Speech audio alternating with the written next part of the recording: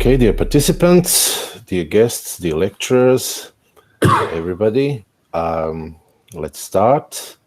It is a great pleasure to see you all here, or at least some of you I can see, and some of you are here present, but we cannot see you. It's fine. I'm very proud to say that we have participants from Croatia, from Bosnia, from North Macedonia, from Serbia, and of course our guests from Austria and the Netherlands. And in the very beginning, I would like to ask Director of the Archives of Vojvodina, Dr. Nebojša Kuzmanović, to turn on his microphone first and to say a couple of words in the beginning of this first in the series of seminars that we will be organizing, that I will explain a bit more about the project in a couple of minutes, but first, Dr. Nebojša Kuzmanović. Nebojša? Hello? We can hear you, great, thank you.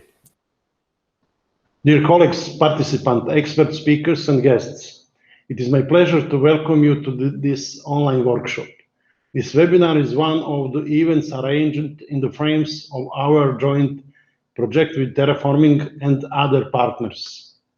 The Archives of Vojvodina is committed to contributing to preserving the memory of the Holocaust victims and all others who suffered under Nazis and other occupying forces and their collaborators. The Archives of Vojvodina will continue developing professional skills and services with aim to safeguard and bring this history closer to wider audiences in Serbia and internationally. This joint project is a great opportunity for us and other partners and participants to exchange best practices and hear some of the leading experts in the relevant fields. It is my great pleasure to welcome our expert speakers, Dr. Gerhard Baumgartner from Vienna. Also, one of the partners is our joint project, Dr. Dinke Hondius from Amsterdam, and our Bishop, Pakrac Jovan Schuliberg, my friend. I hope that soon we will be able to host you for real in our archive in Novi Sad in Serbia, but for now we still have to it like this online. I wish you all successful workshop. Thank you, my dear friends. Thank you to Dr. Nebojša Kuzmanović, Director of the Archives of Vojvodina. I would take this opportunity, just a minute or two, to tell you a little bit more about our project. Our project is called the Holocaust, European Values and Local History, Local Archives in European Historical and Cultural Mosaic. It is supported by International Holocaust Remembrance Alliance, IRA, Visegrad Foundation, the Austrian Ministry of Education, and the Ministry of Culture and Information of the Republic of Serbia. In this project, which is 24-month-long project, we will be focusing on local archives in smaller towns and cities, piloting an idea first in Serbia with the aim to use these experiences in other places around, in particularly Central, Eastern, and Southeast Europe, but also elsewhere, in developing knowledge and skills among archivists to identify and recognize Holocaust-related records and to exhibit these records to wider audiences through educational outreach programs, contributing in the same time to safeguarding these records. We believe that the understanding of the Holocaust as a European process, European event, would be quite much better if the local microhistories would be known and understood better, both among researchers but also among wider audiences. As we all know, Holocaust was executed in very many different ways in different parts of Europe. And there is a certain lack of knowledge and understanding of this. I would say, let's say, for instance, in the Western Europe, you would mostly imagine that the Holocaust was some sort of a long array of deportations and trains going to the east and the death camps, while, as a matter of fact, in many other places, the Holocaust took place in locally. People were shot in something we now call Holocaust by bullets, for instance, but also in very many places in small cities and towns and in villages. It was shaped in different ways, depending on many very different factors.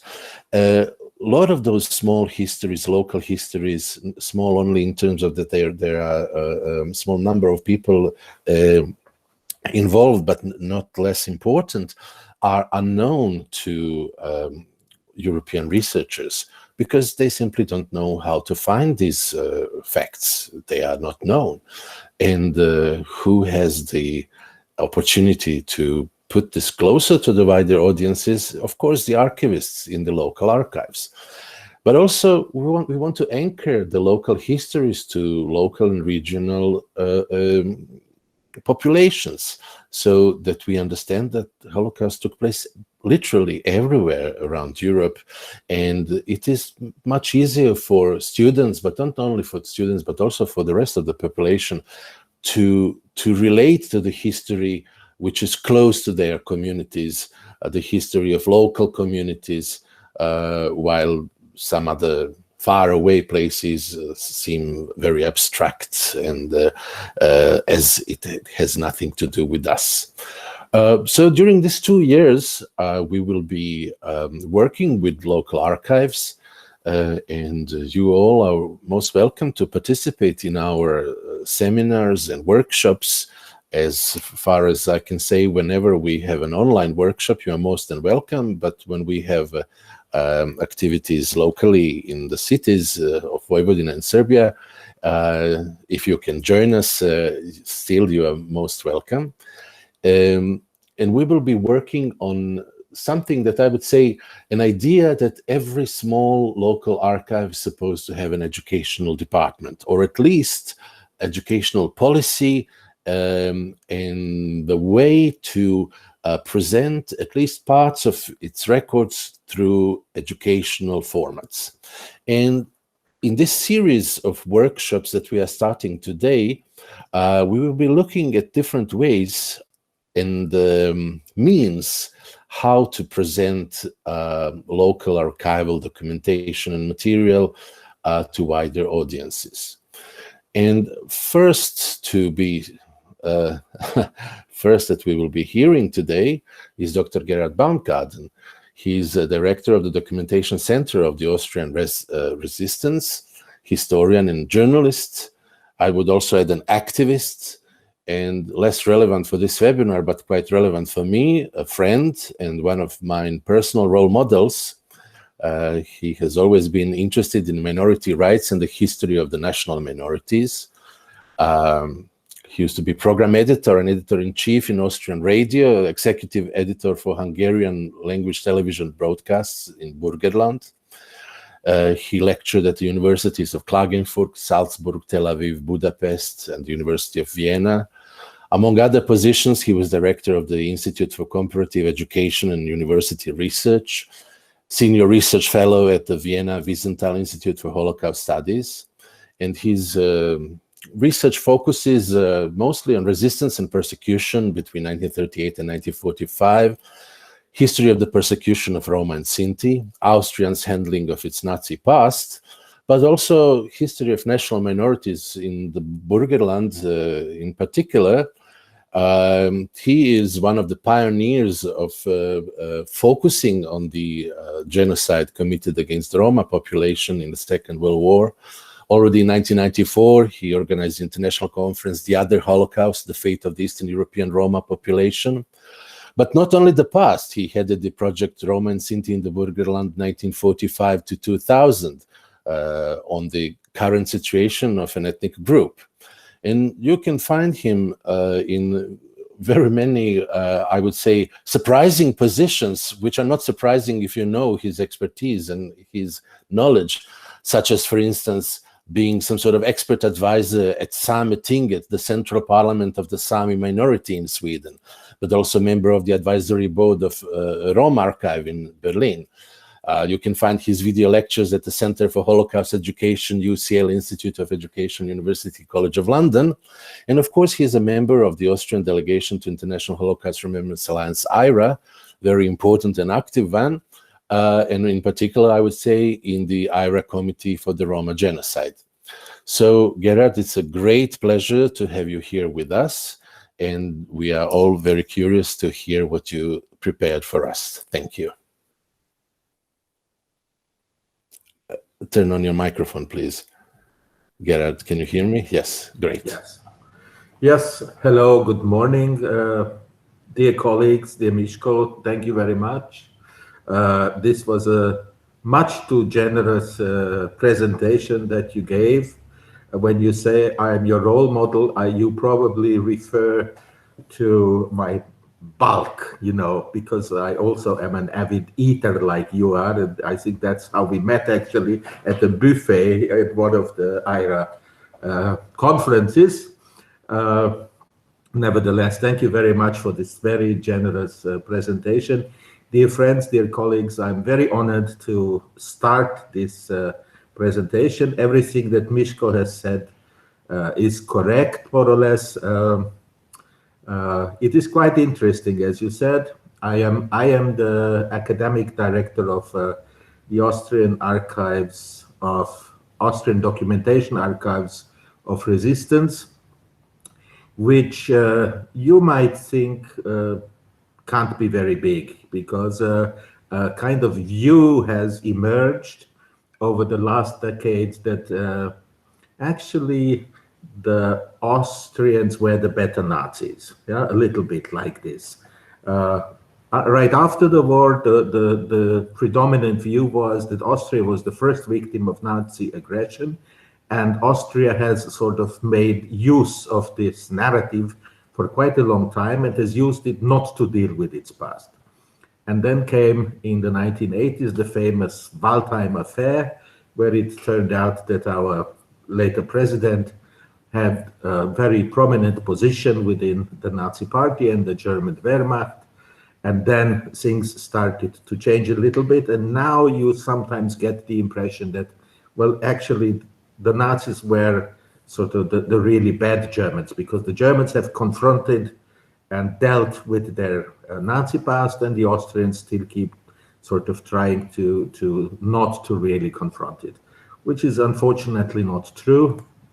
But it's much more complicated, but I can say so much. We have, if we look at Austrian involvement, also in not only in the Nazi party, because it was very big, but also in resistance. Austria had over 100,000 people who were interrogated by the Gestapo. So for a population of 7 million, this is quite a lot. So nearly 8,000 of them finally died as members of resistance groups, but 100,000 were at least beaten up, put into jail, etc., etc. So it's not really just such a tiny percentage of the population that was involved in this persecution. As Miško already said, I come from the easternmost part of Austria, the so-called Burgenland, which exactly 100 years ago was joined from Hungary after the First World War to Austria. And it is this part of Austria which is really much more like Eastern Europe, also in its population structure.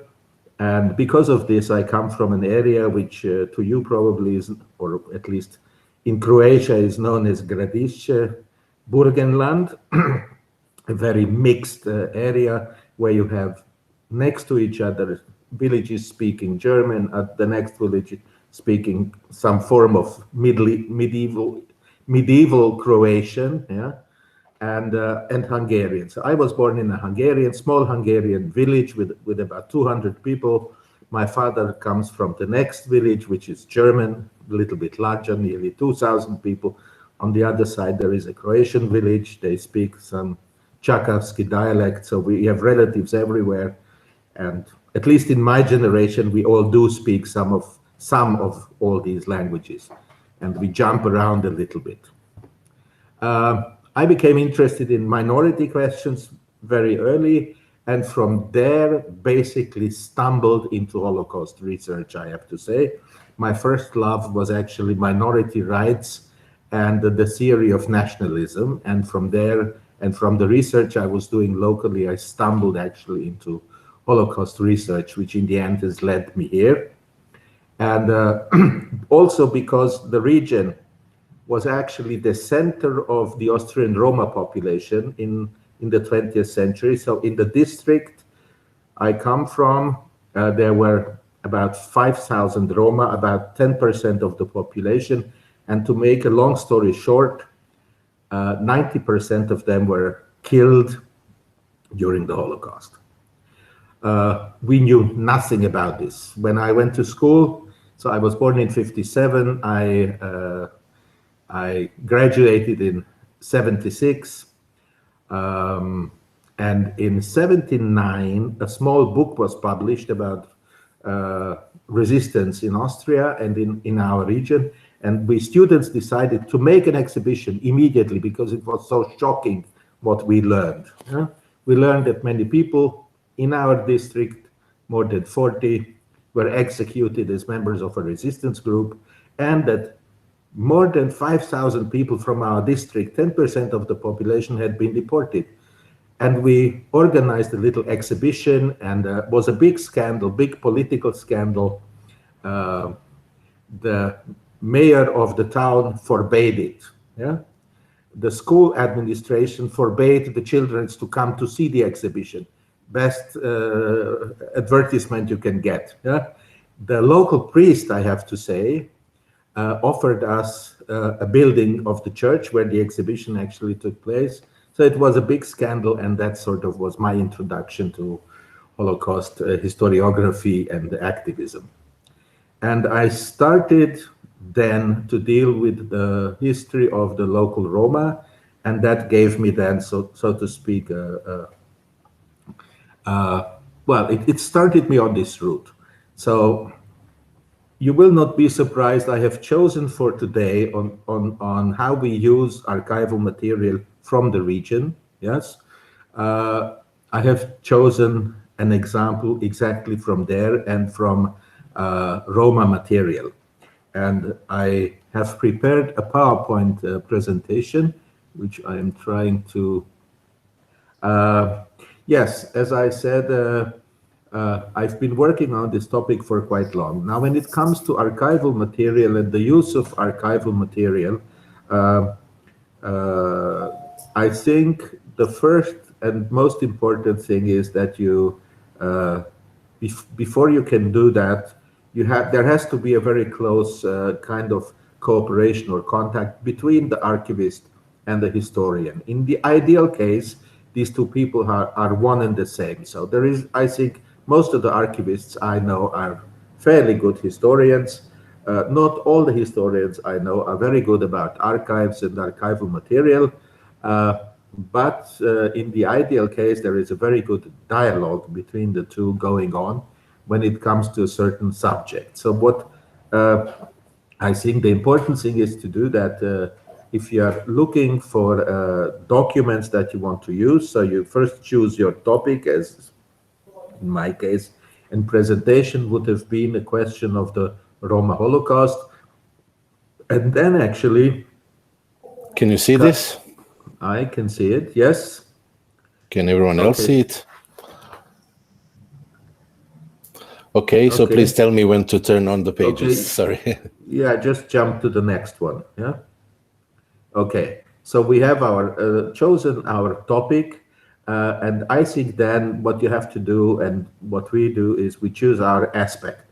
Now this, as Miško has already said, the Roma Holocaust is a very big field and has very many aspects that you can't all cover at once.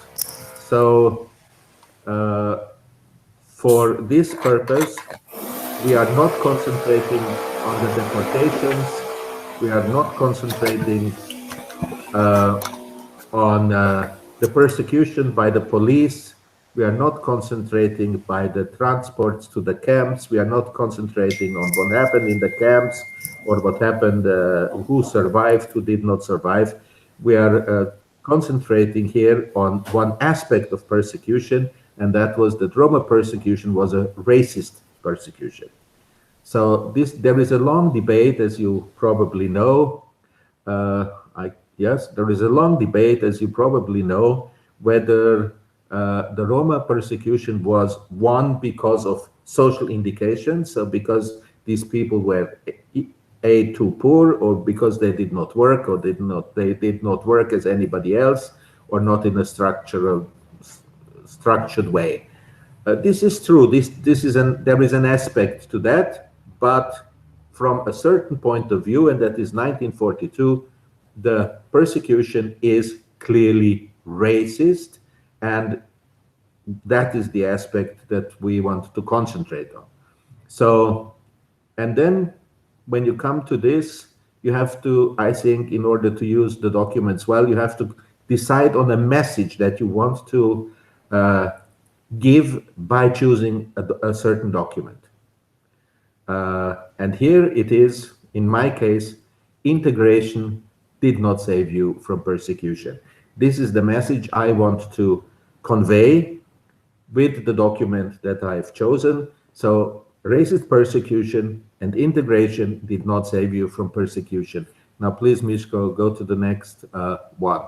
So the next step, once we have done this in cooperation with the historians, I usually think that it helps to personalize. So if you want to show this aspect, find a personal story. Find somebody's case that will somehow illustrate exactly this aspect of the message. So going through probably the documents and the cases that you have, you will stumble across maybe not a whole file, but at least one document or maybe 2, 3 somethings of a personal story that you can make use of. And then out of this, you select a document. And the next step that you have to do is when you have the document, before you, I think, before, that's what we do. What we did is before we take a document, we make sure that we can not only show the document, but that we can also find out or document the persons involved in this story that the document deals with. It will become pretty clear in a moment what I mean by all this. Can you make a step? So I have chosen here a letter from a young woman who is named Anna Kiricic. As you can see, she has a Croatian name, yeah? And there is the letter in original. Now the letter does not say anything to you. I have translated it for you. You will see the translation in a second. I just want to say that it is a letter, and it comes not from the sources that would suggest itself automatically for the illustration of a topic like Roma genocide. Yes, it comes from the administration of matrimonial matters in the regional archives.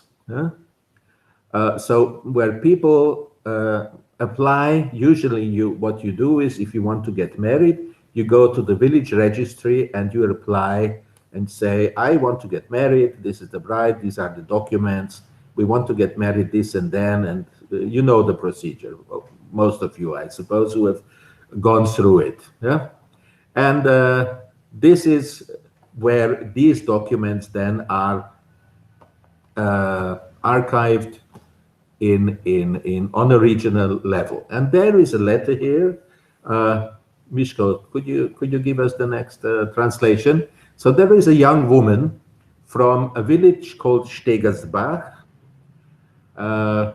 Hungarian name Sentelek, Croatian Sentelek, and she writes to the plenipotentiary of the Third Reich in Styria, which is the Gauleiter, basically, but this is his administrative function. And she writes in 1942, and she writes to the plenipotentiary, I kindly request permission to marry Gottfried Rossmann, born on the 25th of October 1902 in Lower Styria. Since my mother by blood was a gypsy, but my father was a German, I am a half-breed, what in German is called a Mischling. I kindly ask the plenipotentiary to give permission for me to marry, since I have never lived among the gypsies, neither has my mother. I speak no other language than German. I have also attended the German school, and all my siblings are attending the German school today. My two brothers are fighting for the German fatherland. My elder brother has taken part in several campaigns and has been wounded 4 times. My younger brother was serving in the workforce, Arbeitsdienst, is now in the German army fighting in Russia, has been wounded twice and has been made a corporal. My brother got married in Salzburg already under the German government. I applied here in Stegersbach on the 14th of December at the registry, and still today nothing has happened and my papers have not been finalized. I kindly ask the plenipotentiary also in the name of my bridegroom to give permission for us to marry. Now, this is the letter. And the letter is interesting in itself. You will see you have a woman bearing a Croatian name and the bridegroom has a German name, and they apply for permission. She also already states the problem here. She is considered a Mischling, a half-breed, because her mother by descent is of Roma origin. The interesting thing is now that you can jump to the next one if you want. How does one become a gypsy in these times? Who is a gypsy? Who is a recognized gypsy? And this is something that we have to explain when we contextualize. In the 1920s and 30s, the police registers all the gypsies. Basically, they register people who live in the so-called gypsy settlements. Now, this small market town of Stegersbach has nearby a gypsy settlement of Stegersbach, and all the people there are registered as gypsies. The family Kirischitz is not registered because they live within the village, within the town. Something has happened here. Hello, can you see me? We can hear you and we can see you. I have to move here, otherwise I can't answer. Okay, so there is a local register of gypsies, and the family Kirischitz is not on it because they don't live in the settlement. They are completely integrated. Yeah. As you've seen, they have attended school, not the so-called German school. This will become a little bit more clearer in the context. And they work, they are... so why does she not get permission? Because she herself states that she is half gypsy because her mother is of gypsy origin. So now we try to find out who are the persons involved. We already have identified Anna Kirischitz and her family. What happened to them? Are there any consequences? And this, we have the next, please. So we look at what happened to the family, and we see that the simple request for a permission to marry has devastating consequences for the whole family. Till 1942, they were not considered as gypsies. Nobody thought that they were gypsies. But now everybody will be deported. Yeah? Only because the daughter writes this one devastating sentence in her application for marriage. if she had not mentioned her gypsy origins, nothing would have happened. But she thought, be on the safe side, you know, Germans, etc. I will mention it. So her father is deported to Buchenwald. Her mother, which is Justine, up there, with all the rest, is deported to Auschwitz. All of them are deported to Auschwitz, and all will die in Auschwitz. The two brothers are being kicked out of the army, and one of them will survive. It's here the second one from the top. The two brothers in the army are Johann and Gustav, as you can see, and Gustav will survive. All the rest they are deported. The younger ones are deported. All of them are deported in 43, and they will die all in Auschwitz. So from a very nondescript letter of permission for marriage, this whole local problem of Roma persecution on the grounds of on racist grounds opens up, and you can see what the consequences are in a small village, because we have the town, as I said, Stegersbach, and the town. Please, if you jump one further, yeah. What is the situation locally? We can now go a little bit further, yeah. But first, we clarify the message.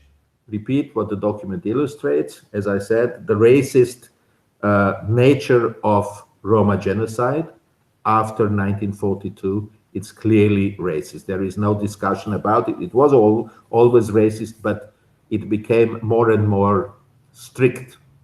Can we find other cases? Locally not, but we can put it in context with other Roma in the region and actually here in the village. Now you can make another slide, because as I said, next to the town of Stegersbach, there is a separate Roma village, a settlement, and we have in a completely different archive, a lot of photographic material from this village. So what you see here is not a document in its, well, it is a document, but it is basically a staged photograph. In the 1930s, so Burgenland was joined to Austria in 1920, as I said, and it's so very different from the rest of Austria, which is very Catholic, yeah, very German, very unified Austrian culture. And then you have this Burgenland with all the different language groups and the gypsies. So it's really, one journalist called it half Asia, yeah? Halb Asien. Yeah? So the journalists come to Burgenland and they sort of discover this new province. And the people who arranged this photograph, they worked for radio in 1933. And in 1933, you have these radio reports, and the radio corporation publishes a weekly paper, yes, where the radio programs are announced. It is published always a week before the program, and there are some photographs. So we are just before television, and the funny thing is that what you do is you get the paper with the photographs, and then you listen to the radio report, and you watch the photographs in the paper, yeah?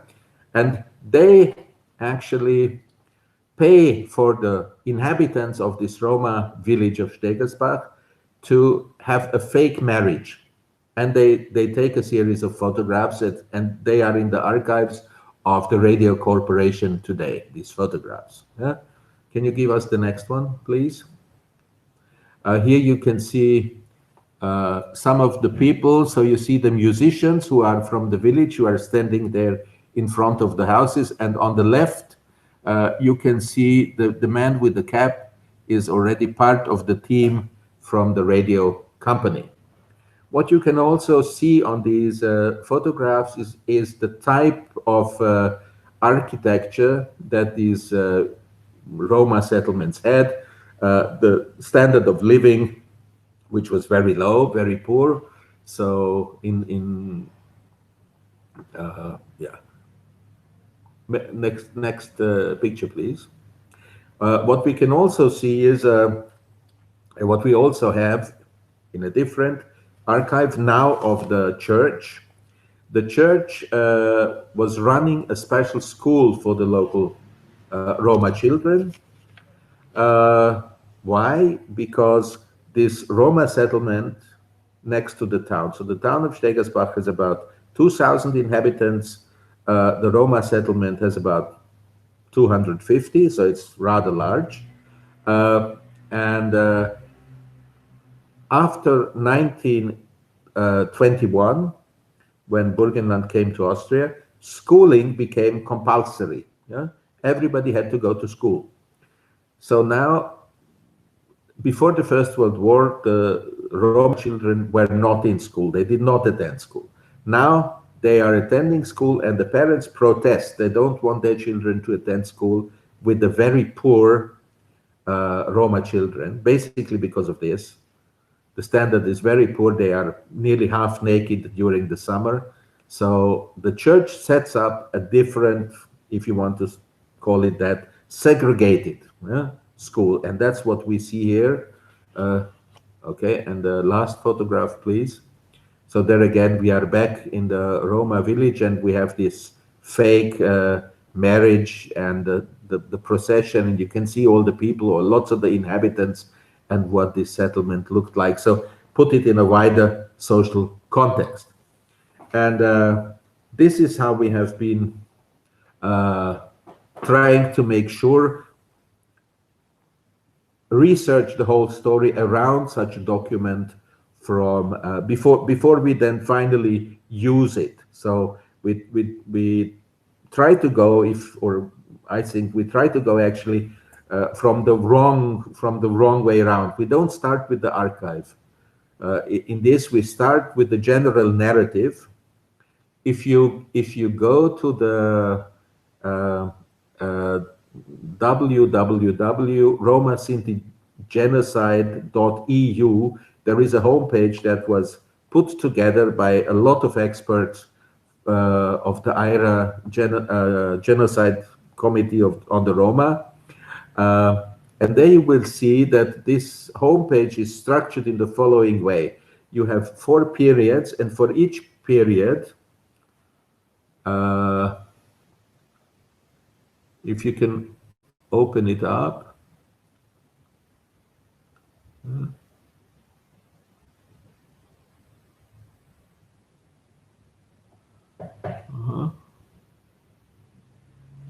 No. No, Roma Sinti Genocide EU.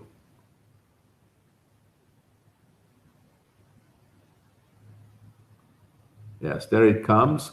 And if you go now, no, not to the camps. If you go to home, and there is, if you take one of these 5 chapters, anyone, it doesn't matter. Yeah.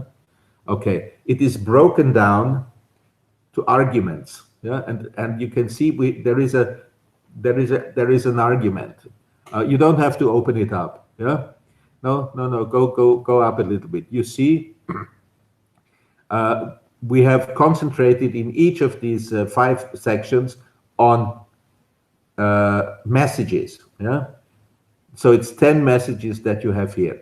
Settlements. Most of the Roma before the Second World War in Europe were settled. They were not roaming around, and they had houses. They lived in settlements.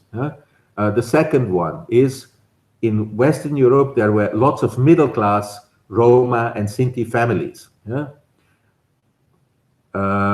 Then there were itinerant artisans. So there were people who were traveling around. They were in the minority. Who were they? This is a little bit explained. Musicians, as one of the typical occupations of the Roma. Okay, in Western Europe. In Eastern Europe, you have farmhands, so people working on farms. Most of the Roma in Eastern Europe, they work on farms, and they have special occupations which they use to get more income. One is, that you see on the photograph there, is to make bricks. The other one is like they are what do you call them, tinkers and knife grinders and scissor grinders. Yeah? And then there is a story of a school child. As I said, we try to personalize. So we introduce here the story of a child whom we can follow through all the 5 phases. Yeah, here this is Karl Stoika, an Austrian famous painter, and there is this stereotype also which dominates the perception of the Roma. So each of these 5 periods is broken down to 10 central arguments, and then from there on we are looking for material to illustrate this argument, and that's what we concentrate on, and that's what we have been doing with most of our teaching materials. And there, with the help of the archivists, we have found the most amazing materials, because archivists know their stuff very well, and they have pointed us to this letter, you know, in the matrimonial archive. They said, there is an interesting case. Yeah, in the matrimonial archive there is a letter, and then we looked at it and we saw that we could document the whole family, and it is perfect.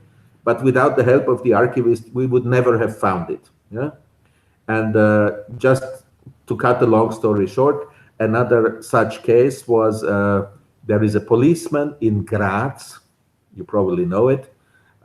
Very big city. At the same time, 1942, his mother was born in the same village like here in Burgenland, and moved to Graz. He goes in the First World War. He is a soldier. He comes back. He becomes a policeman. And in 1942, somebody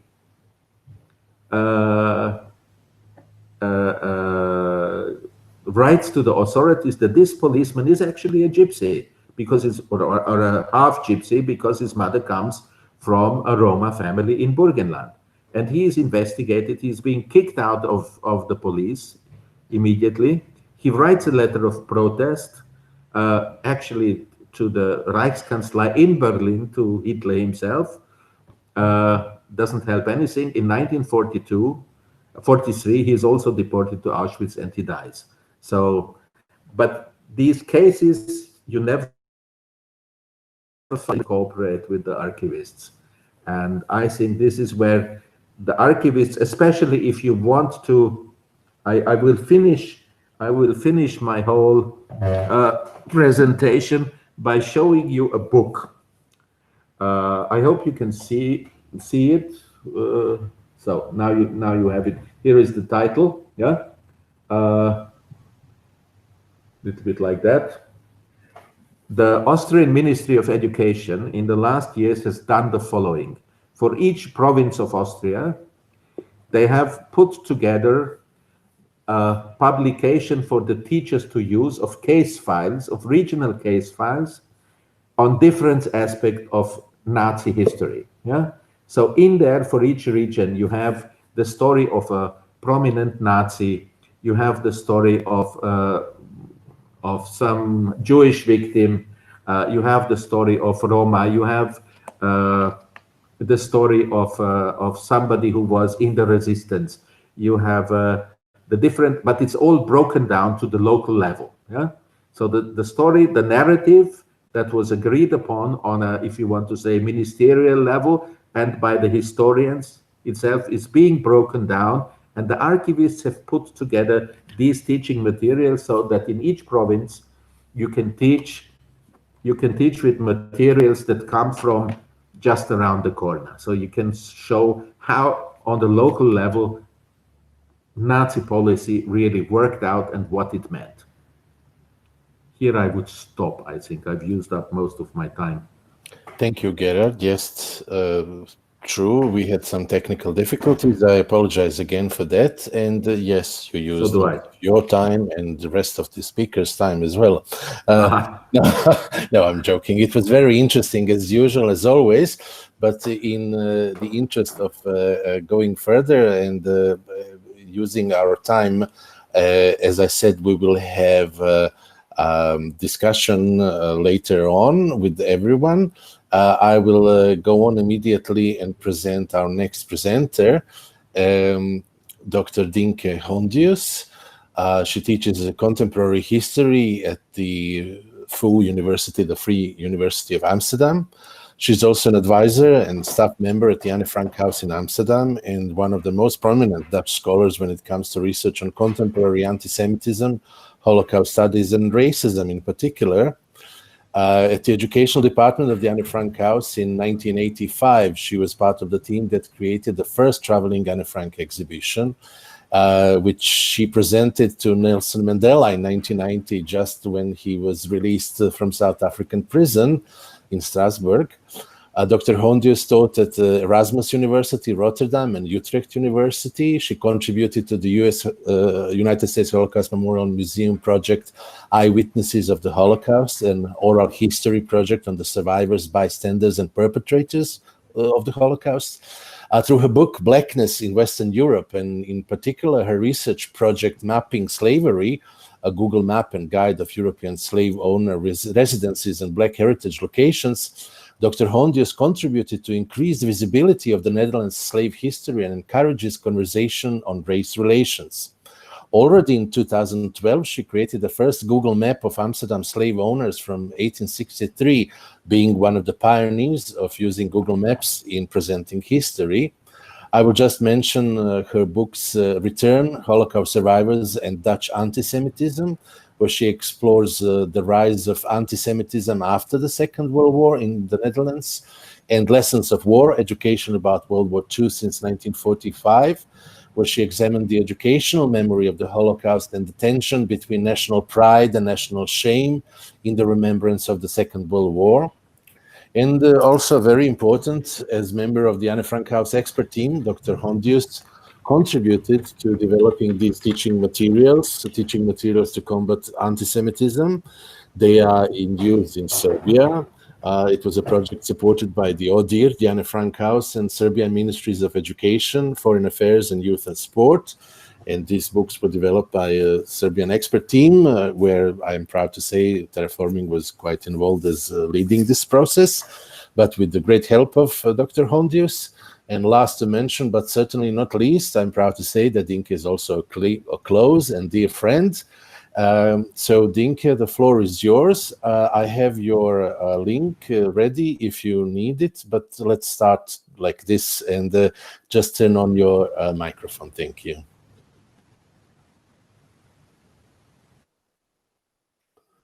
You're still muted. It's on the bottom of the screen. It's to the left. Yes. Yes. Can you all hear me now? Yeah. I can also switch in my microphone. Can you hear me like this? Is it yes, okay? Yes. Yeah. Great. Okay. Good.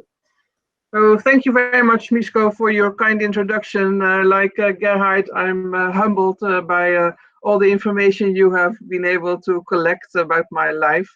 But like all of us, I am just sitting at home in my kitchen in Amsterdam now, trying to make sense of the new situation in the world and thinking about how this changes our work in Holocaust education, in Holocaust studies, in race and racism studies. And, you know, apart from the Corona crisis, we're also in the middle of a discussion about anti-Black racism. And I think there are many connections between anti-Black racism as a global force and also as an urgent thing to combat and to fight, and anti-Semitism. So for me, the field of anti-racism studies and anti-Semitism studies has always been connected. It's one field for me. So therefore, I'm very happy to hear Gerhard Baumgartner's presentation about the Roma genocide as a racist persecution. Of course, we know that the Nazis had this racist ideology, but somehow anti-Semitism studies, Holocaust studies on the one hand, and race and racism studies are still different fields. There are very few people who study both at the same time. And maybe now is a time to think again about how they are related. And one of the things I'm doing at the moment is I have a PhD student, Anita van der Hulst, and she's studying how Roma and Sinti in Czechia and in the Netherlands are talking about education. And one of the things, her book will probably come out next year or in the year after that. One of the things she found that I found very interesting is about the visible difference of Roma, that it has such an impact that somehow apparently Roma in Czechia particularly, less in the Netherlands, more in Czechia, Roma were seen and were regarded and were called blacks and black. So that apparently they were, because they were a little bit more darker skinned than purely white, that made them already distinguishable, visible, different from the other Czech people. And I think that is an important finding because it has consequences. We know from the Holocaust that some people found hiding places easier than others, or were given hiding places easier than others if they looked more Jewish or less Jewish. There was also a kind of distinction made in how Jewish did a Jewish child look, for instance.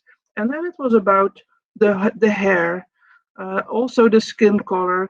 And we know the stories from Holocaust survivor testimonies that, well, my sister was a little bit darker hair than I had, so my sister had to stay inside the house, and I was a little bit more blonde, so I could go outside the house when I was in hiding. So these small, subtle differences in skin color and in hair type appear to have been relevant during the Holocaust. I think that could be a connection. So the Roma genocide and also this aspect of the genocide against the Jews is something that we can think about again, in how even the smallest visible differences could have lethal consequences during the Holocaust, and are connecting this field of Holocaust and racism studies. And I think also in the last few days, I notice again, I'm very happy with the big movement now growing against anti-Black racism. We are in the middle of that. There are demonstrations everywhere. I don't know if there have been demonstrations already in the cities and the towns where you are living, but here in Amsterdam there have been 2 very big demonstrations with a very mixed group of people attending the demonstrations against racism, and also very multi-generational. At least 4 or 5 generations have come together in 2 very big places in Amsterdam to combat anti-Black racism and to fight for racial justice and racial equality. So it's an important moment that I think we can perhaps talk about a little bit more. So I'm happy about that. At the same time, I'm of course very concerned as well. The project that I want to show you today is about my project Mapping Hiding Places. And what I've brought and I've sent to Miško, do you want to open it, Miško? Is that easier for you? We can scroll through it. It is called a story map. And what I've done, so as Miško said, I work for the Anne Frank House in Amsterdam.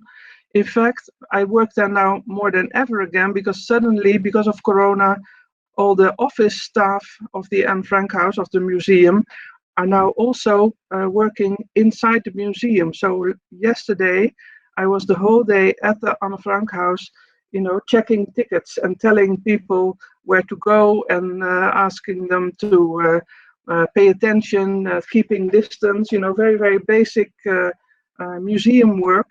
But it's very interesting to do that as well. So I work at the Anne Frank House. I'm an assistant professor at the Vrije Universiteit in Amsterdam. And this year I'm also connected to Stockton University. That's a university in New Jersey in the United States. I had to come back from that earlier. I was working there until the end of March, then came back to Amsterdam. But I was able to work with my students there, as I am also working with my students in Amsterdam, on this project, Mapping Hiding Places. Now, the idea of mapping hiding places is what it says. we want to make a digital map of all the places, all the locations ever used by Jews in hiding. And I would add also by Roma and Sinti in hiding. Because the idea is that having worked at the Anne Frank House for a long time, I know that one location, one hiding place, is a very complex and interesting story. You have the Jews who were in hiding there, you have the people who were helping the Jews in hiding, you have the neighbors and others who came near the house and were threatening and were perhaps engaged in betrayal and arrest. You have the police, you have other peoples around in the area. All that is quite interesting and quite complicated to write history about. And that is just one point on the map. The Anne Frank House is, of course, the most well-known hiding place. But where were all the other Jews, Roma and Sinti, in hiding across Europe? Now, that's an impossible question to answer, of course, but that's what we're working on. So what I've asked my students to do is to work with this program called Story Map, and it is part of Esri. Esri is a mapping company, and most universities have this software for free. And I was able also in the US, and this was not an expensive or rich university at all. My university in Amsterdam has this software. My students could work with it, and the students in the US also could work with it right away. And in Story Map, the students were able, with just a little bit of training, to make this presentation. And in this presentation that you're seeing now, we're bringing together what the students have done. So they worked on different parts of Europe, and I had them work with the Holocaust survivor testimonies of the Shoah Foundation. So if you have somehow access to the Shoah Foundation testimonies, you can listen to the testimonies, you can watch the testimonies, and then many survivors will tell you that for a while they were in hiding. Many people were in hiding before they were deported, many were in hiding and survived in hiding, but it has never been brought together. What I'm finding is that the information about hiding is dispersed everywhere in all sorts of sources. So talking about archives, there is of course not an archive where we find everything about hiding. Hiding was dangerous and it was secret, so it had to remain very secret. And so that to map hiding places is against the idea of secrecy. So I have had also reactions from survivors and from children of survivors. Well, you know, that was secret. Should we publish the addresses of hiding places, because maybe we will need them again, I have even heard. So to find hiding places today, by listening to the survivor testimonies, we still, every hiding place requires a little bit additional research. Because in the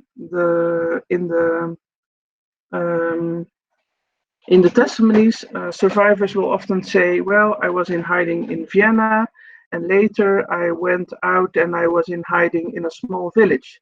And then it depends on the interviewer whether they will give extra information about this. Often the interviewer is already thinking about the next question and does not continue with a question like, where were you in hiding? Can you tell us a little bit more about that? So then it's a missed opportunity. Often the survivor is no longer alive. So, you know, we know that they were in hiding somewhere, but we don't know where. But what we also often see is that children of survivors, grandchildren of survivors, but also people who were involved in helping or other sources can help us to bring that point to the map. So it is like a puzzle, and it is what I'm doing is building a database and building a network of researchers. So to Gerhard, my question would be, what do you know about hiding places of the Roma and Sinti in the area that you are an expert in? I guess that you have found these stories that people try to escape. escape routes or hiding places and maybe networks of hiding that you could still find information about. Now, that is not readily available in any archive, but as you are an expert on a certain area, you hear the stories, you read the stories, and you can puzzle them together to perhaps some points on the map, and I would find it very interesting. One thing we're doing is looking at types of hiding places. Well, we all know that the Anne Frank house, an apartment with 2 floors with 2 families in it, is not the sort of average hiding place in Eastern Europe. In Middle and Eastern Europe, the hiding places were often much more rural, out near farms, for instance, or in holes under the ground, or just behind the bushes somewhere, or somewhere to people who made their own hiding places in the forests. So both the Shoah Foundation and we are now looking at different types of hiding places, different types of spaces. We're talking about space, different spaces. And many of those spaces are still there. When you look at a farm, many people were hidden in haystacks, for instance, and often that a farm area is still there. So you can still point out on the map that this was the farm, and maybe it has been modernized, or maybe that haystack is no longer there, but you can still explain that it was there at the time. Similar with all sorts of buildings, you can still show where they were or what was happening there. And by showing it on a map, you also make it a public history project. So story map is a good format to include where you're now looking at the map, but if you scroll down a little bit, you will see that you can also include film clips. So if you, for instance, have an interview with a survivor or with children or grandchildren of survivors, you can then, and if you click on any of these links, Miško, you get into a different, like the one of Marlene about Germany. Then you get into the stories that she has found, and you get into a different story map. So every student has made a story map, and that story map includes a map with some stories, but also survivor testimony, clips, some quotes from interviews. It also includes interesting the thing, a little bit of context. I had to explain a lot to the American students about European history because they simply do not know where London is and where Vienna is. I was surprised about the lack of basic geography knowledge. So they had to learn a little bit about the geography of Europe before they could start working on this. And then I asked them to put what they found on the map. And I also asked them later to connect it with other information. So we all know that some hiding stories have become part of a public project. So here you see, for instance, the survivors of several stories that Marlene Primost found. She was one of my graduate students in Stockton, in New Jersey. She had never done anything like this. She was in fact reintegrating as a student, but in just a few weeks she was able to bring this information together. So you see in Story Map you can add photographs, film clips, quotations from testimonies. So you tell the story in the form of a map and also more locations. And then later she adds, if we go to the end, maybe Miško, you see that I have, here are them, I've asked them to point out where was this hiding place. So here you see, with the help of, what does it, Google Maps and ArcGIS, you can show where in that building that was. This was in the case of Berlin, I think. And then later I asked the students to also tell us a little bit. This is a link to a film, and here is Marlene. And maybe we can, if we can listen to that, it would be nice, because I asked the students to give a self-reflection of what they had learned or what they had found. And I found that really useful. For those of you who are working with students, it is and I found Marlene was already a little bit older as a student, but in my groups in New Jersey, I had very young students, 18, 19 years old, who had just started their life but they all could do this. And then it ends with a little bit of biography, but maybe we can listen to Marlene. Okay, so what I found while doing this research is the amount of people that were actually willing to help the Jews in Germany. There were several underground groups that worked in a network to help people. I also learned how resistant young people can be. So many of the people that I found that went into hiding were young, in their late teens, early 20s, and I found it remarkable that they were able to endure what they did for as long as they did. I found that a lot of times hiding was in plain sight. They would even be able to get papers, false papers, and be able to work and then go to a hiding spot at night. And often they would just move from place to place to place to place. I enjoyed doing this research. I thought it was very educational and eye-opening. I enjoyed finding the specific addresses and actually looking them up on Google Maps to see what they look like. And it was a beneficial project.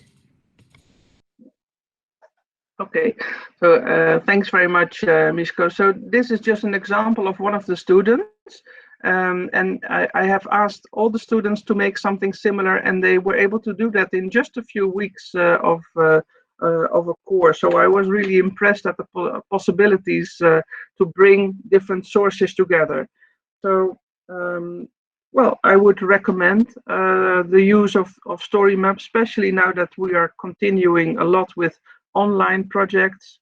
One of the disappointments and tragedies at the moment is, of course, that we used to invite Holocaust survivors as much as possible to classrooms and have live events with Holocaust survivors. As most of them or all of them are now 80 plus years old, that has become very difficult. Right? So how are we going to continue to work with survivors? That's a big question.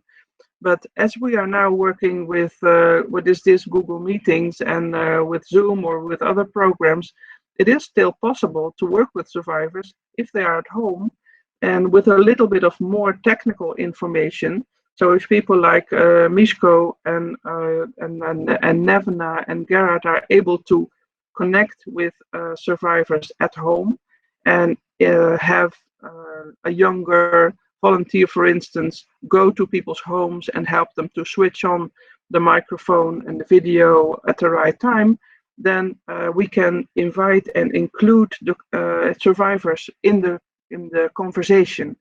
So I think that is urgent, and that is something that we can do in the next years, because especially hidden children are still alive. There are many people who were in hiding are still alive, and we have not listened to their stories enough, I feel, because there has been a silencing process, particularly of people who were in hiding. There was a kind of hierarchy. If you had been to Auschwitz or to one of the other well-known concentration camps, more people were willing to listen to your story as a survivor than if you had been only in hiding. In the Netherlands, we have heard of this hierarchy among survivors a lot, and now most of the camp survivors have died, and the hidden children are still with us.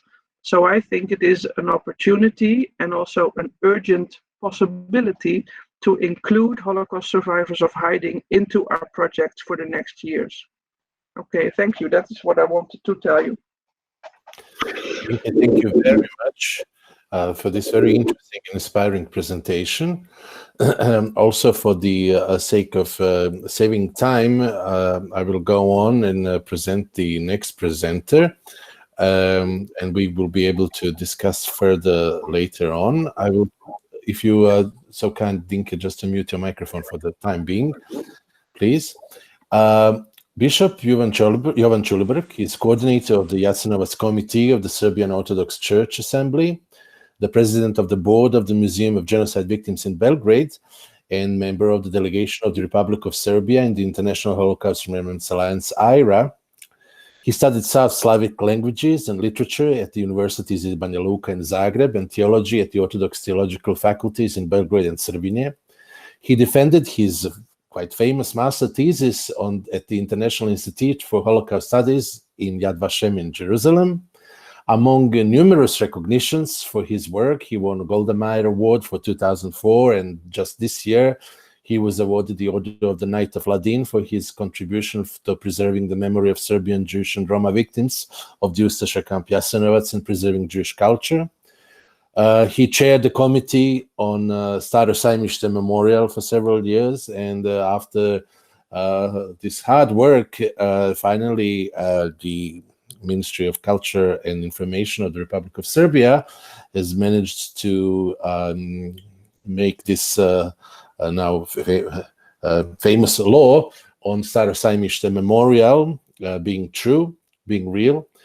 Being a bishop of the Serbian Orthodox Church and the expert in the field of the Holocaust and genocide studies would have been unusual enough.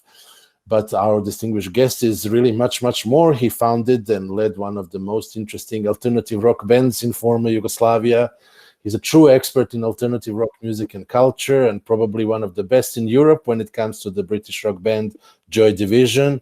He's an author of many articles and works about contemporary music and culture, theory and practice of contemporary media. He's one of the creators of the first radio station in the Serbian Orthodox Church, Radio Svetigora, and the editor of the magazine with the same name. And also he is an active parachutist and paratrooper, and overall an extraordinary, interesting, and inspiring person. And again, I'm very proud to say a friend. So, Bishop Jovan Čulibrk, please continue with your presentation. Thank you very much. Thank you for such a hilarious introduction. One would imagine that is some very interesting person behind it.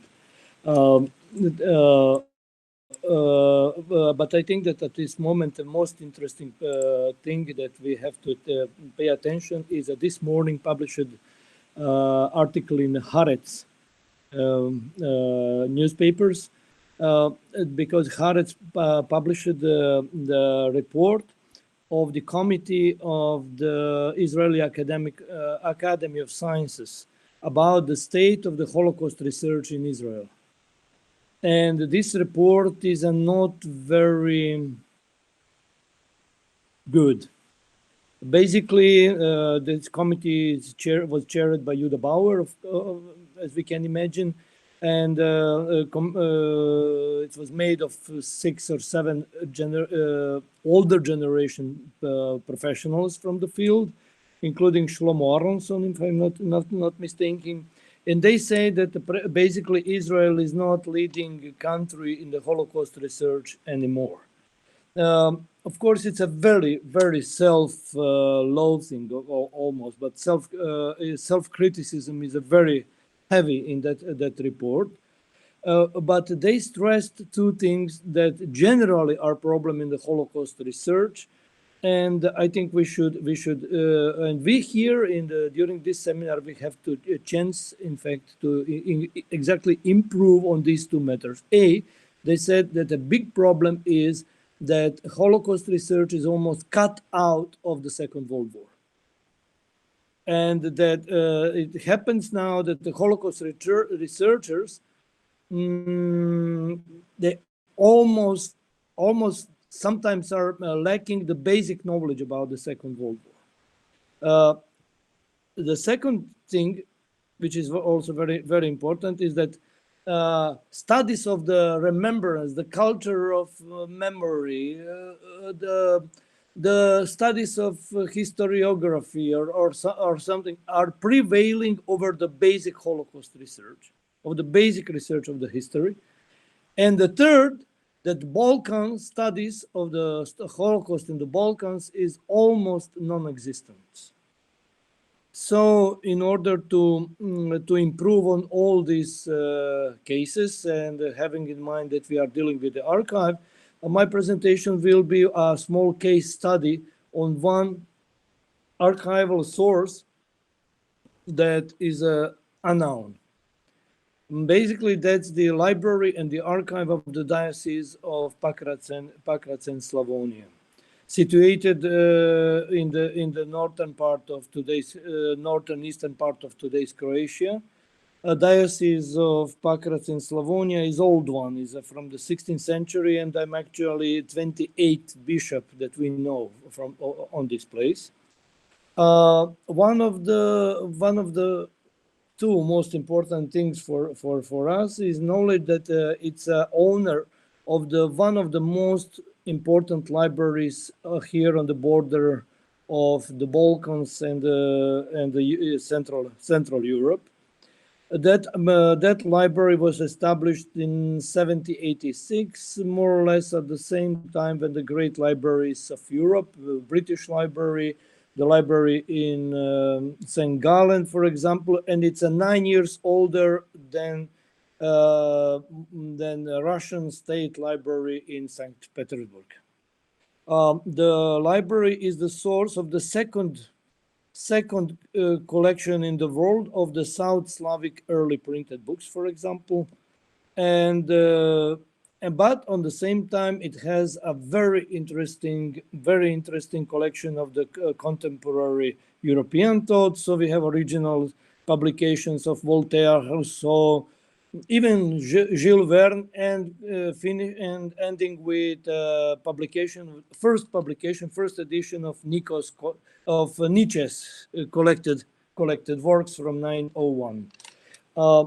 So what happened with that library? In 1941, after the establishment of independent state of Croatia, the library and archive were taken by the authorities of independent state of Croatia and brought to Zagreb as a part of the wider plunder of the Serbian property. And we have a document where the local authorities said that before the war, this place was called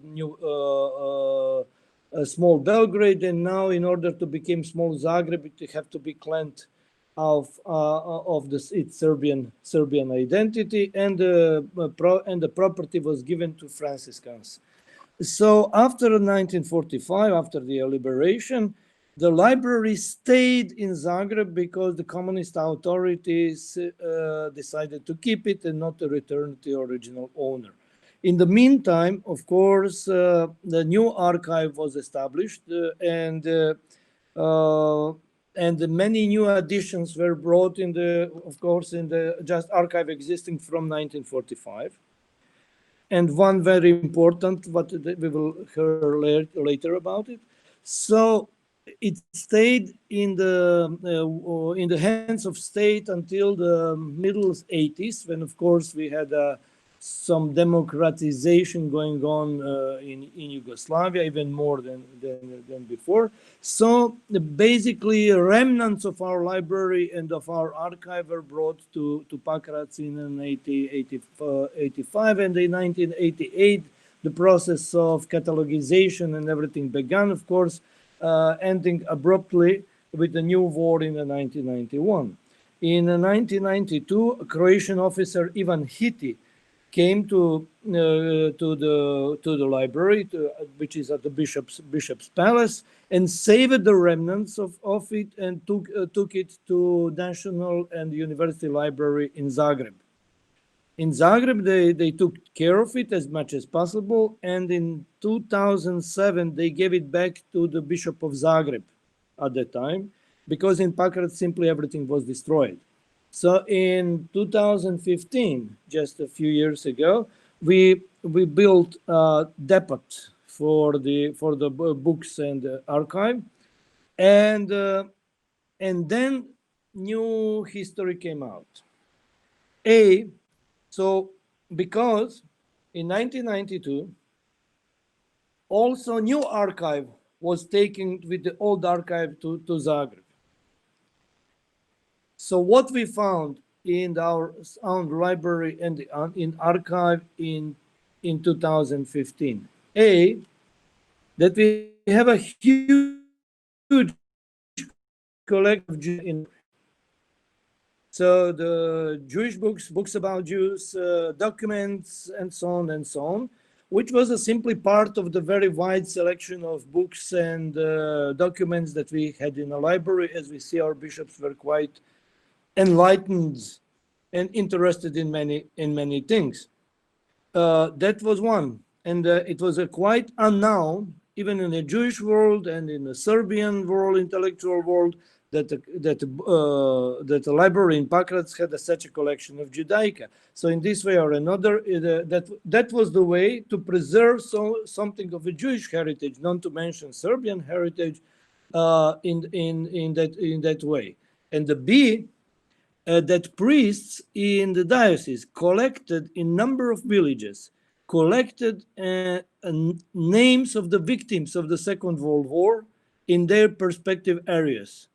So, for example, the Father Leontie Alavanya in 1983-1984 collected the names of the murdered people, killed people, people who died in the Second World War in the region around the monastery of Orahovica, somewhere in the middle of Slavonia, in the Mount of Pakrac.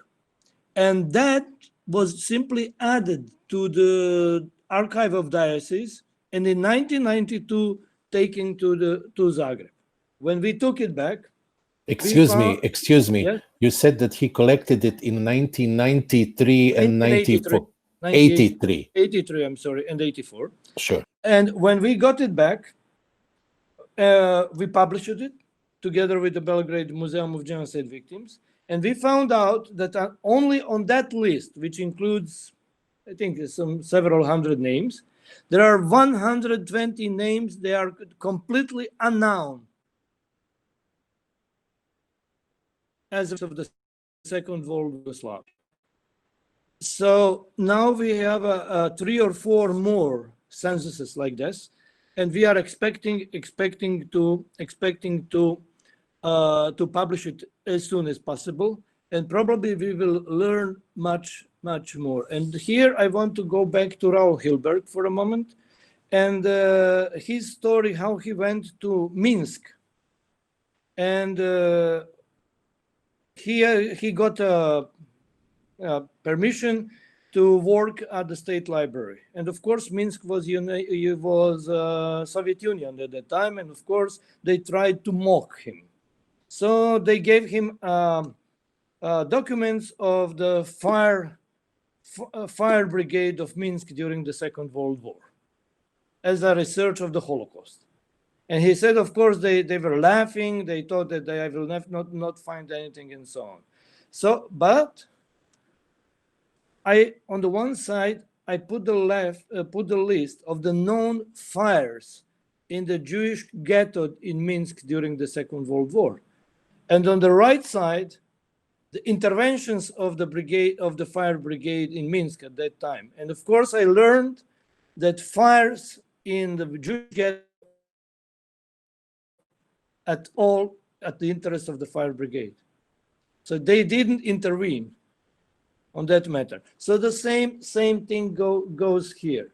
We can learn many things from our case in Slavonia. So we can learn that, for example, we had after Rab camp was liberated, a number of Jews from Arab camp were moved to the central part of the independent state of Croatia. A number of them were in the mountains in Mount of Pakrac because it was a partisan headquarters. So since the Jewish names are not membered in that list, we can say that people who were there for sure around the monastery were not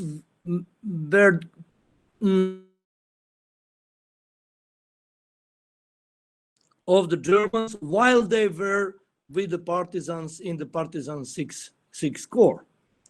And they don't have, they were a huge group that moved at the end of 1944 through the through the southern Hungary to Vojvodina, because of the very heavy German presence in Slavonia at the end of '44. But at least for this part, and again, I'm telling that was the stronghold of the partisans since 1941, and especially in '43 and '44. Since we don't have a Jewish names in that villages as a victims, we can seriously understood that they were good. They were protected by the partisans in a good manner. So we don't have a victims. So that's one small example of how we can use such archive, and it's one story that I think we will have more and more of, just appearing archives or archival sources that can tell us more about the Balkans. And as we saw from this morning's report, the Balkans is still very, very, very under-researched part of the Holocaust history. Thank you. Thank you, Bishop Chuleberg, very much for this very inspiring and interesting presentation. I would like to remind you all now, despite that the histories behind these presentations are extremely interesting, our main focus today is on how to work with archives and how to use archival materials and to present them to wider audiences, particularly in some educational formats. That's why we are talking about the educational outreach programs, as we say in our project. And I think that we heard excellent examples of these, let's say, if I may say, three cases, sort of. First, Gerard told us about how they purposely developed exhibition, but you can call it also an educational approach, by taking into consideration several things. This is well-known fact. This is what we want to say. This is what we want to achieve. These are the documents. We have to put it in a context and so on, so not to repeat it, but it's quite a nice recipe of creating some sort of educational outreach using and focusing on archival material, and basically which is let's say the foundation of archival pedagogy. But also, and this is where I would like to ask our participants to comment, Gerard said that it is crucial to have expert historians included, and that he have met some historians that are good. He had met many archivists that are good historians, but just some historians that are good archivists. And this is, I think, precisely the point of connection, what we are trying to achieve with this project. You see, you guys, the archivists, really need to help historians to achieve this. So if I would like to ask you three, Gerard, Dinke, and Bishop Jovan, if you would comment, what is the most important in developing this communication and cooperation between historians and archivists, and also what is the most challenging thing? If Gerard, you would be so kind to start. You need to unmute yourself, please. Yes.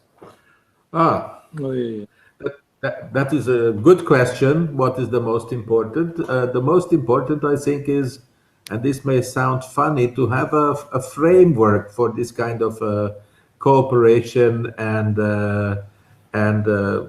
communication. So I will give you an example. There is a very little known conference which has been going on since 1964. It was established. At the time, it was quite a revolutionary thing, because it included 2 Austrian provinces, not the state. The state was not ready for this, but the provinces of Burgenland and Styria, and then Hungary and Yugoslavia. at the time. Yeah, and they organized what they called an international symposium on Pannonian culture. Yeah? And since '64, every year, mainly archivists and historians, but all the archivists and some good and some not so good historians have been attending these conferences.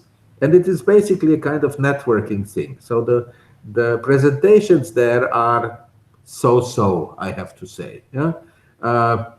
Till about in the 70s and 80s, they were with the, how to say, with the crumbling of the socialist bloc. Yeah, in the 80s they became more and more important. They were state affairs opened by presidents.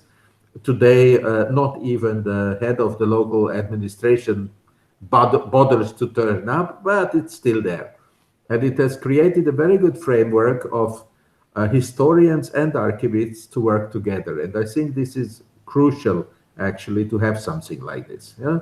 So there, every year, I always go, because not because of the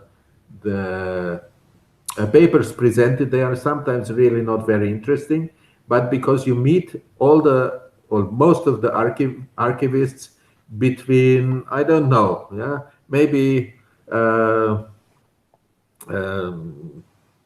somewhere Slavonia, yeah, right up to Bratislava. Basically, all the archivists are there, yeah, or many of them are there.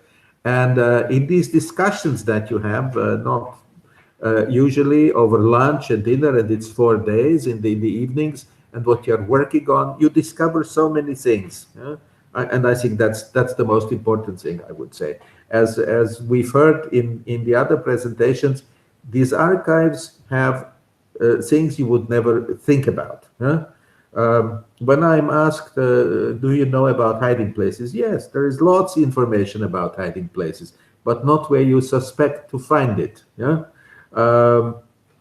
especially with the Roma, it's a different or difficult kind of thing, because if you were registered as a gypsy in one province, it did not mean that you were recognized as a gypsy in the next one. The administration was not so perfect, and it was not digitalized. Yeah? Roma escaped from the largest Roma camp in Burgen, so in the German Reich, from Lackenbach. Yeah, and they traveled to Germany, which seems absurd. Yeah, to go to the heart of the hell. Yeah, but there nobody knew them as Roma. They were just German citizens according to their papers. Yeah, and then they were drafted into the army, and they served in the army, or others just worked all their life as butchers somewhere in Germany or whatever. Yeah, so there is quite a lot of different stories when it comes to this, and it's as you said, it's rather I like a project that we can contribute a lot. I can tell you from Vienna. Yeah, so that is very much so. Yeah, and I quite agree.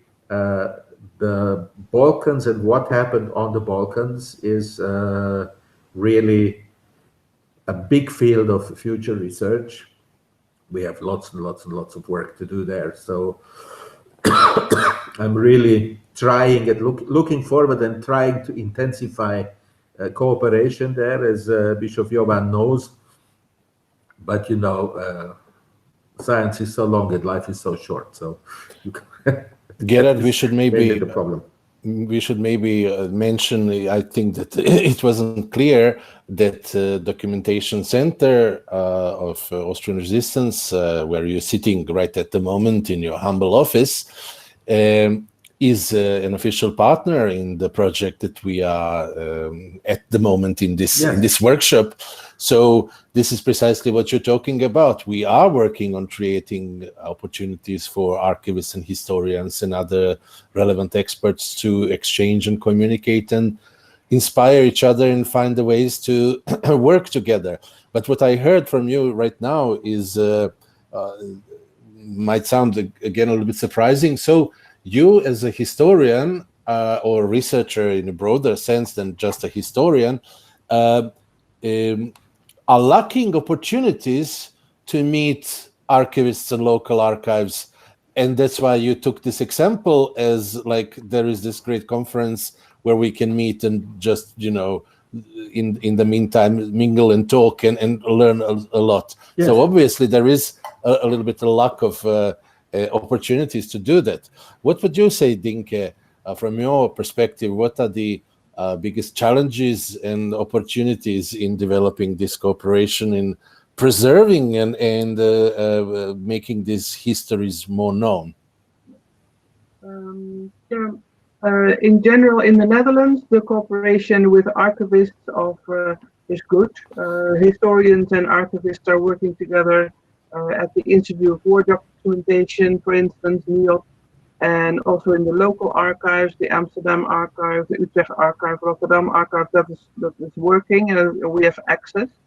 There are some issues, I now think, with privacy and the new European privacy legislation. That is a danger, I think, to our type of project, because you have then to deal with people all over who think, well, maybe I should not keep this information. Maybe this is sensitive information. Maybe this is privacy related. Whereas my research assistant, Remco de Boer, has written a paper about it and said, well, when you look at the text of the European privacy legislation, you can actually see that scientific research and historical research is exempt from this legislation, and it should be. And it is not well known. Even among my university colleagues, people do not know this. And so we run the risk that important sources are thrown away or not collected or, you know, selected for destruction because of this privacy legislation. So that is a challenge and a warning. For the other thing is basically time and money. You know, as you say, life is short, and a day is short, and a week is short. And collecting this information from so many different sources is challenging. And then also dealing with the survivors, with children and grandchildren of survivors, the attention that a researcher can actually give to everyone who has interesting information is also very limited. So that is a challenge. I'm looking for ways to for people to contribute information in a very simple way that we can use without having to spend a lot of time on the phone or meeting people, or, you know, because I also have to teach a lot. So that is the time issue. You would need people to help with that. And then it's also money. Some collections, like the Survivors of the Shoah Foundation in Los Angeles, ask a lot of money for access to their collection by universities. In the Netherlands, this collection is not available yet for research. Only a small amount of it through the Jewish Historical Museum, but no university has access to the collection of the USC Shoah Foundation. So now I was in New Jersey, I could work with it, but now that my connection with New Jersey is coming to an end, that will be cut off again. So I think that is also a pity, and information should be available to everyone. So I'm for access.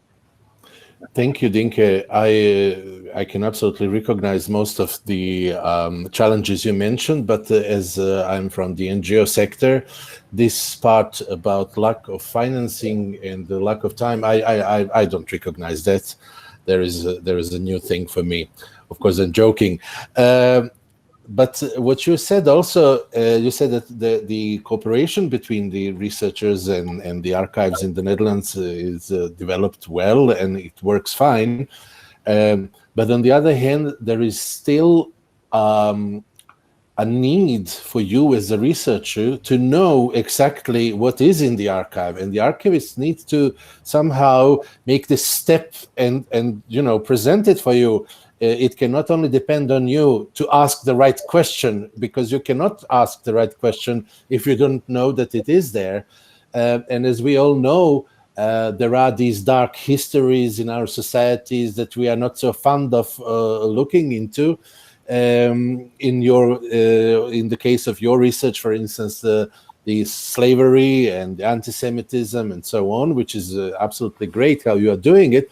But on the other hand, the fact that it is not so known, even in the Netherlands, shows that either researchers were not looking into it, or the archivists were not maybe knowing where to look at, you know what I mean? So, I mean, there is obviously a lack of general knowledge and understanding of this history anyhow.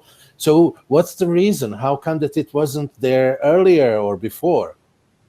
Well, I think we are the type of people who want to be a kind of pioneer in things, right? You want to be the first who looks into something that nobody has looked into yet. That's what we like to do. We want to discover something and point out new directions in research. But I have seen over the years that things are. For instance, I wrote about anti-Semitism in the Netherlands in 1945 when Jewish survivors came back from the concentration camps, and I was the first to write about that. But since then, that has become accepted knowledge, and it is now in the history books. So it's improving. But somebody has to be the first to start something. And I think it's the same with all these local researches. It's wonderful that it is now being done. So, of course, you see information trickle through and arrive, spread out. Maybe not as quick as you would like, but, there is progress there.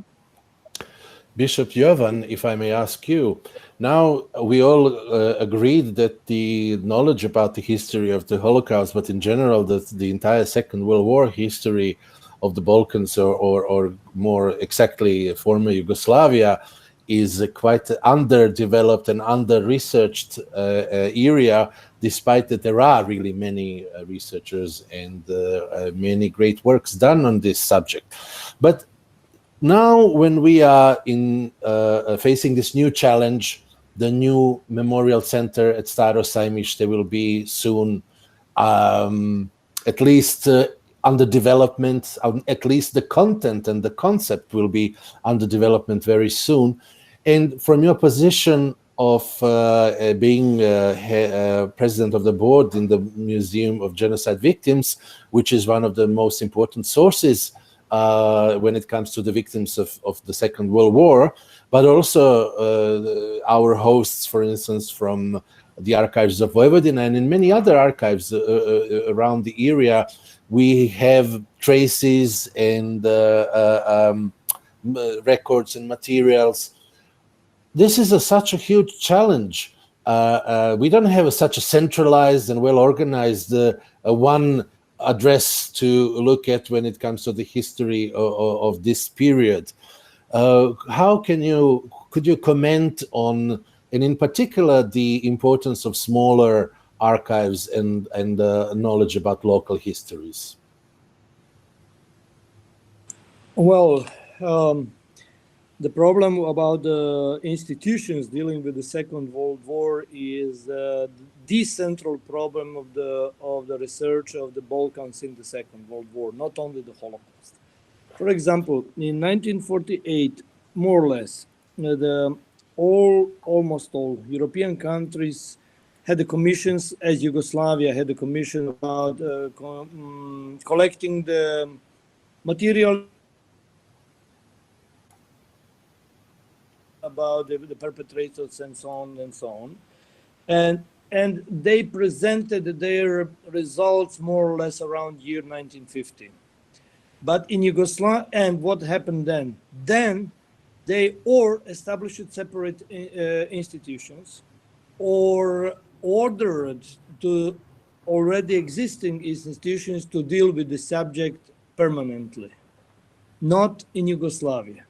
In Yugoslavia, almost the only subject of the supported and organized research was the partisan fight against the occupiers and the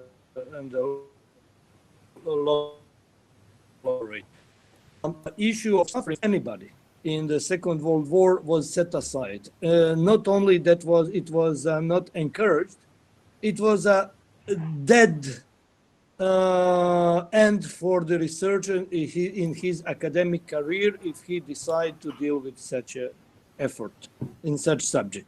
So, for example, we did a small preliminary research, and it seems that from 1945 up until today, at the central institution of former Yugoslavia and now of Serbia for the historical research, which is a cathedra for the history in Belgrade, the Faculty of Philosophy of the University of Belgrade, concerning the graduate papers, MA papers, or doctoral thesis about the suffering of anybody in the Second World War, but historical research, not culture of memory or whatever. There is no one paper in 75 years in newly established cathedra of the history at Banja Luka University from 1991 until now. There are 5 graduate papers and 1 MA paper. So if we are looking for those who are responsible for our lack of knowledge, these are mainstream historical institutions and mainstream historians of Yugoslavia during the socialistic era. So that's a precisely, clearly defined. And the only institutions that's dealing exclusively with the suffering of the people in the Second World War is the Museum of Genocide Victims, established in 1992, with a very meager resources, number of researchers, and so on. So at this moment, I think that besides some grand solution that we will not have for sure, the real solution is cooperation or net of the smaller local institutions that want to deal with the subject. For example, those are people from the memorial centers in both Jasenovac and Donja Gradina, of the Museum of Genocide Victims in Belgrade, and I hope that addition to that net will be projected research unit of future Sarosajmište Memorial. Great, great to hear, and also very good that there are independent, non-governmental initiatives that brings to life such research and bringing local small archives together with the international experts, such as this project of ours. If I may continue, and of course to all of other participants, you are more than welcome to participate with your questions in the chat. But in the meantime, I will abuse my position and have another question for Gerard and Dinke and Bishop Jovan, which is new media, namely not only because of Corona, but also because of many other advantages of new media. Simply, we can faster and easier connect different resources and different facts, such as, for instance, in Dinke's great example with maps, connecting further with documents and films and so on. But also considering, Gerard, your particular expertise in developing educational tools and programs, and also the trend of digital humanity and digitalization of entire memorialization and remembrance as absolute future that is coming already today. How do you see this connection between new media and even local archives? I believe that many local archives are a little bit afraid, thinking like, oh, we don't have enough money, or like this is maybe complicated and maybe it's not our task to dig into this new world, and maybe for that reason they are not doing so much about it. So what are your experiences and advices, if I may say so? Mm-hmm.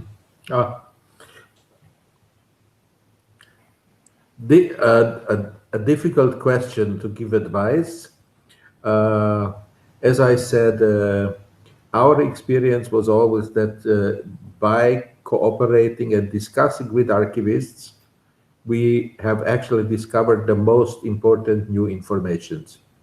I will try to be brief. Yeah, nobody ever looked at the materials for social welfare when it came to researching Roma genocide.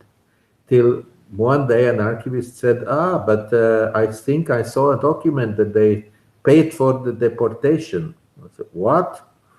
And of course, after 45, the Gestapo and other institutions, they destroyed a lot, well, in 45, at the end of the war, they destroyed a lot of their archival material, yeah? And so did the police, and so did many other institutions. But nobody thought about destroying the archives of the social welfare institutions. And actually, it's true. It was the social welfare institutions that paid for the deportation of the gypsies to the concentration camps, because they wanted to be rid of these people because they were poor, yeah? And they were a burden on social welfare. So there, all of a sudden, you find a lot of material. This is, I think, a very telling example how this can broaden your our base of our knowledge base. Yeah. The other thing is that since I'm working in an archive as well, we are faced with the same problem of how to make a lot of our material accessible in a digitized form. So, digitizing material has become cheaper, of course. It's a lot faster today than it was only 3 years ago. It's a lot better. The problem still is, as far as I can see, to get the personnel to then categorize the material. Yeah, in order to find it, you have to ascribe it. You know, the catchphrase is the topics. Where does it belong? Yeah, Roma, deportation. I don't know, social welfare, whatever. That is a lot of work, and that does not become cheaper. So we are in a very fortunate situation at my institution. We have about 15 retired people who come in and they work, some of them every day, some 1 day, 2 days a week, and they've been trained by our archivists, and they do this work. So they actually do sort of, we say, integrate new material into the collection. And they are redoing old materials, because today we have a completely different approach from the 60s and 70s when this archive was started. Yeah? So that is unfortunately very necessary. Yeah? That is the big problem, and it doesn't really help you if you have got millions of things online, yeah? JPEGs online. You can do that, but for a researcher, I think it's like let's say we take a Holocaust Memorial Museum. Yeah, they really have millions of items online. Yeah? But the way it's categorized is not always very helpful. Yeah? And you keep looking through lots and lots of material, and sometimes you find something. And so I think this is the problem of very large collections. Yeah? So for smaller ones, I think it is maybe a little bit easier. It helps if you can localize it. That is my first big advice. Localize it very carefully to a settlement or an institution. Persons is not so, sometimes also persons, but we have found that people who are interested in this kind of work, okay, if I want to find out something when we go into the provinces, Belgrade is not the best example, but the small town, then it helps to know what do we have about this small town, what is there, and then maybe you find a researcher who is willing to look through everything. Small town in Austria. Okay, I talk too much, as always. No. It's important. It's good. That's why we invited you. But I would just add that I had recently an opportunity to exchange with Stephen Smith from USC Yes. Shoah, and we spoke about that translating the content to a digital format is not creating digital format. It's not the same. So I was not talking about accessibility of the archival materials. I was talking about how to make it understandable for the wider audience, what the different parts of segments of history. And of course, in very many archives, you have very many different histories, but we are talking now about the Holocaust and the genocide of the Roma and similar atrocities. So, for instance, Dinke, maybe your project was kind of like more precisely what I'm talking about, because your idea from the beginning was to somehow visualize this history, make it, accessible to people to kind of understand the scope of, for instance, the number of the slave owners or the places of hiding of the Jews and so on. Through maps. And this is what I mean. This is a new format. This is a new media. And how did you pedagogically come up with this? Somebody's calling you. The Mapping Slavery project that you mentioned earlier is the predecessor of the Mapping Hiding Places project, but it's also continuing. So with this guide about Amsterdam and its slavery history and heritage, we made a map of Amsterdam, and we pointed out that many places in Amsterdam are connected with slavery history. Now, very similar, you could make local guides of the areas that all of you are working in. And what we did, we made short stories and connect them with a location. So just like Gerhard is saying, localize your story.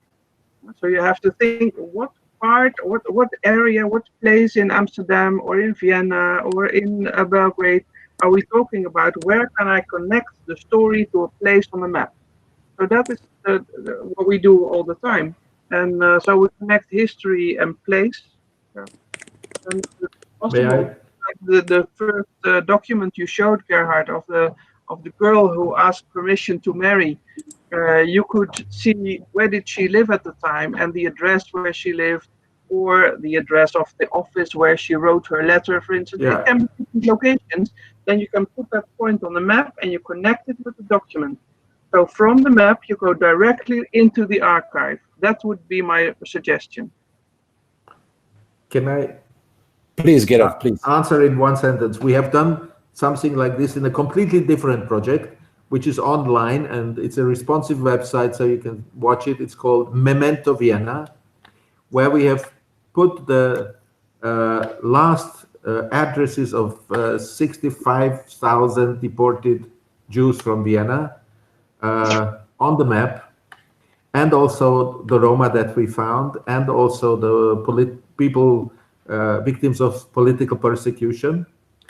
And this is what you get. You get an address. You get, if we have a short thing of the fate of the person, and you get a document or a photograph of the document for each of them, and then a link to some further information. Yeah, and in the area there is some information of the central institutions of persecution. Yeah, addresses. In the districts, and our idea was that it would be interesting for tourists and for children of former Jews, yeah, because at least 100,000 Jews from Vienna managed to emigrate. Yeah, but the fantastic thing is, most interest comes from the people, the inhabitants who are living in these houses today. Yeah?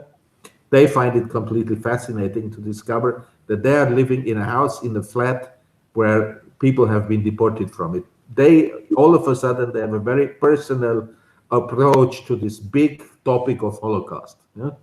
So it brings it back home, and that is very, I think, the success of a story. Yeah. In the Netherlands, we have a very similar project called Joodse Monument, Jewish Monument.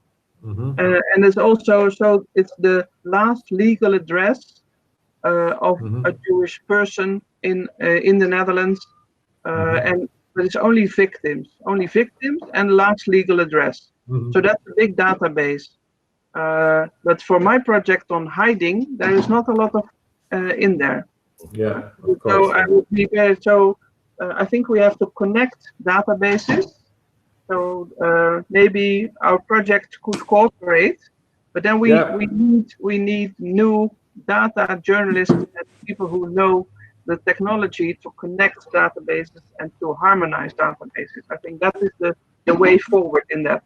And it's just exactly as you were saying, here also in the Netherlands, people who live somewhere now, they want to know what happened there. So that it is what is happening right now. We are in the spatial turn in the humanities, and this is now happening everywhere. And you can go on walking tours. That's what we are trying to do here. Boat tours along hiding places, walks along hiding places, taking the bicycle. Because as you know, you started, Miško, the session with the history of the Holocaust is everywhere. And you can show that by just walking and cycling and, traveling around. Yeah. Precisely.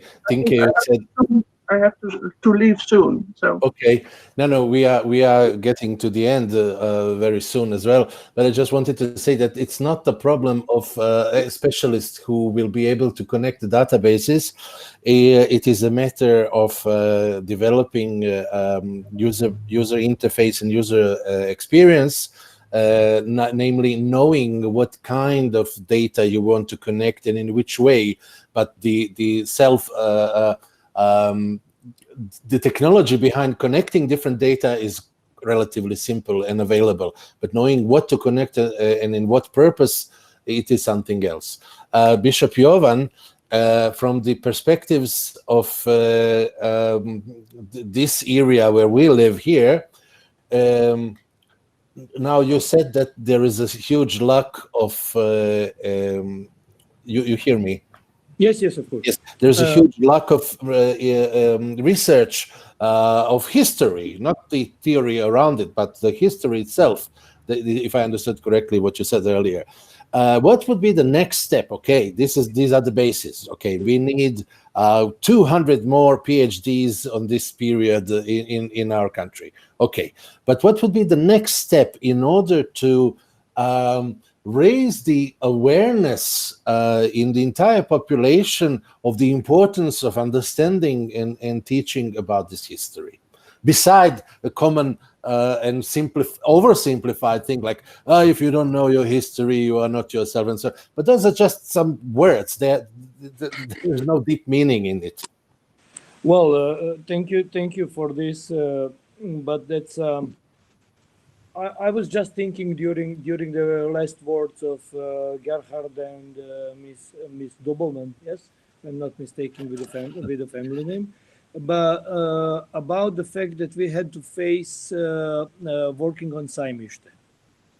We had a very unique situation, and I think that's the way very good the starting point where from we can do something.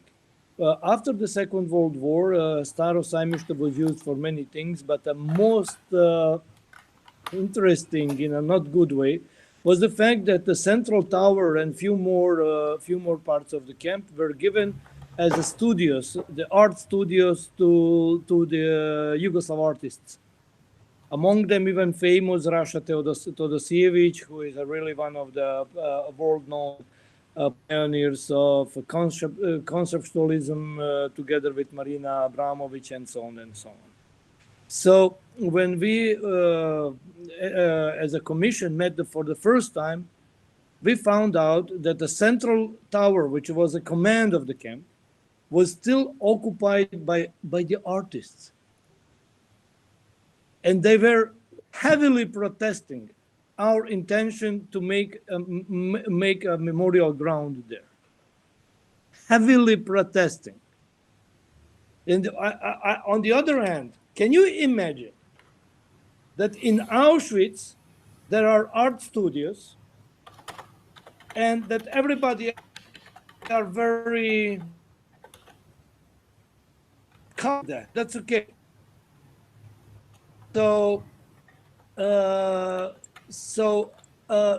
And of course we had to move them. They got new art studios in the course of year or two, and they but still they were very, very unsatisfied, and until today there is even a small movement of protest against their as they say, Eviction. removal or whatever from the. So instead, and that's a very good, let's say, capacity for the future. I asked them one thing. Okay, if any one of you has any artwork dealing with the Second World War and Staro Sajmište, that work can stay. You know how many works we found out at the end? I can imagine. 0 to 1. Because one of the artists presented his works as dealing with the Sajmište issue. So on that matter, art is a very important. I'm not speaking about Schindler's List. That's of course known, and movie of Dijana Budisavljević, but I'm speaking about the people like Anselm Kiefer, who are dealing deeply with the Second World War. That's something that art can give us, and the best art is giving at the best. And working with the artist on that field, introducing the subject, I think it's a very, very poignant possibility for them. Thank you. Great. I would just like to ask all our presenters for, let's say, 30 seconds final round conclusion. What are you taking from today's workshop, and maybe a word of advice? Can we start with Dr. Hondius? Her name is Dr. Dinke Hondius. The name on this device is her husband's name, so don't get confused. It says Jan Erik Dubelman under your face. I will change that right away. It's fine. It's fine. We all love him as well. He's a great guy, but it is Dr. Dinke Hondius. Dinke Hondius, yes. Well, thank you very much for inviting me. I look forward to hearing from you, because I think there must be a lot of knowledge among the participants about relevant stories about hiding. So I would love to hear from you. And I've given some contact details. So if you have information, please share it with me. I cannot promise that I will react immediately, but I would love to cooperate, because as you understand, the project that I have started will continue for the next 10 years or so. And but it could become a network of people who know a little bit about a village, a family, a part of the city, and then bring that all together and also enable more local projects and educational projects. So thank you very much. Thank you, Dinke. Gerard? Yes, first of all, thank you for the invitation. I've just been reading some of the chats. Yes, the presentation I've already sent to Miško, and it's of course available. I think somebody suggested organizing, Nevena suggested organizing this Archivists conference in Vojvodina. Why not? I would find it very interesting, or something similar. To Dinke, I wanted to say, and in this, you can see how successful your project already is.